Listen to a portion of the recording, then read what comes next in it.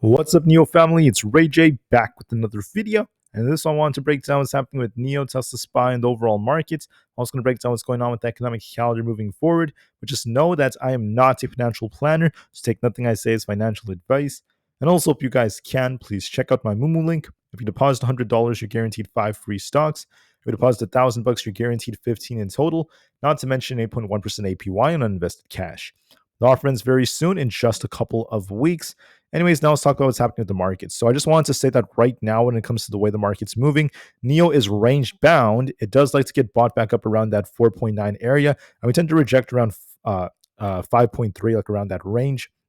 So that's what we're doing so far. That's also very important to state because we're doing this within a much larger and possible head and shoulders like structure that could lead to more downside. So if we do lose the 4.9s, there could be more downside coming, but so far it has not done that. Instead, we're just range bound. So that's what we're going to be watching for, at least for the time being. So what do I see for the markets? What do I see for NIO? I just want to say that we're just trading sideways here. We're just getting bought up around the 4.9s, and we reject off 5.4. We've been doing that back and forth for quite some time. Going into Monday, it is possible it just continues to stay range bound for some time. But I am a little bit concerned about NIO because of this head and shoulders, and also because of the fact that we are making lower highs right here, which could lead to more downside. So the risk is to the downside, especially if you lose $5. Just keep that in mind, guys. And we'll see how things end up going. Right now, there was some news that came out involving China's latest economic stimulus plan. This basically it wasn't necessarily bad, but it wasn't great, at least in the eyes of different investors and analysts. And the reason for that is because when you look at the way that this was moving, we saw a lot of people expecting even more stimulus and other things like that. However, despite the fact that that was the case, we're seeing about a $1.4 trillion stimulus plan to help boost their economy and allow local governments to allocate some of their debt. So that's what has been said, at least thus far.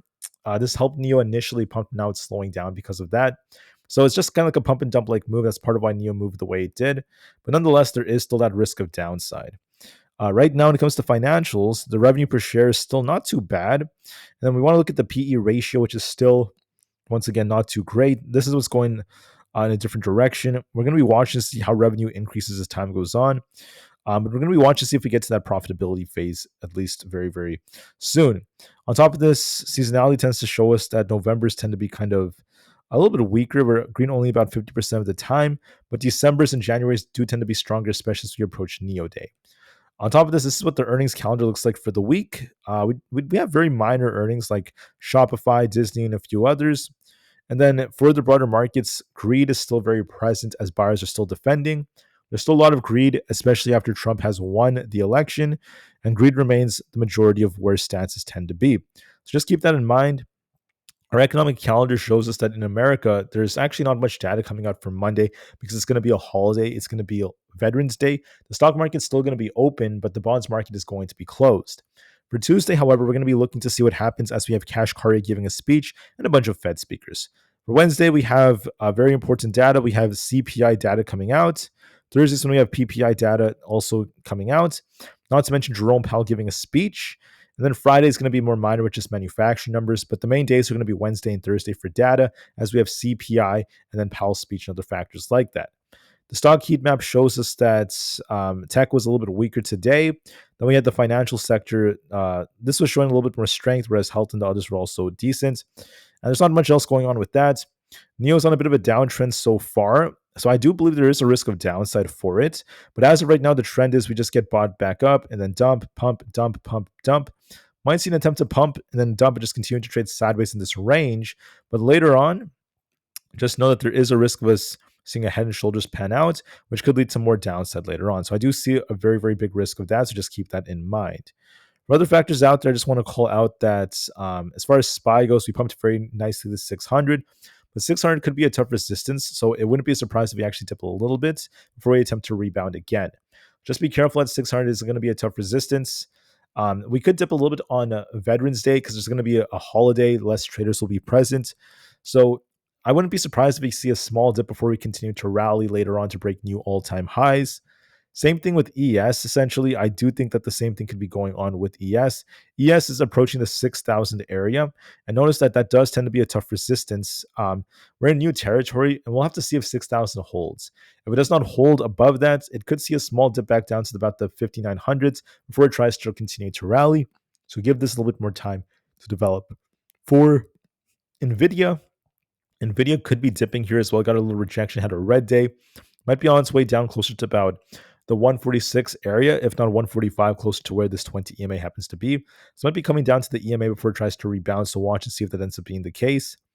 For Bitcoin, we're just trading kind of sideways. Right over here, we had 77,000 as our resistance. We could be dipping closer to 75,780, maybe a little bit below that before it attempts to rebound.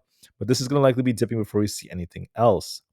For other factors out there like Tesla's very bullish because Elon Musk was on a phone call with Trump and possibly Zelensky as well. It just goes to show how Tesla has a foot in politics and they're able to negotiate with the president of the United States directly. And that has been very bullish so far. There may be some changes during the new administration that may be a little negative for Tesla, such as the shift to tax incentives. But nonetheless, the share price is still bullish because of the potential and because of Elon Musk's relationships. NQ is bullish. It could dip a little bit though, just to cool off this divergence as volume is declining. Could retest the lower 21,000 area before it tries to bounce again. Same thing with QQQ. It might also kind of reject here. Might be dipping back down to the 512 area before it tries to bounce.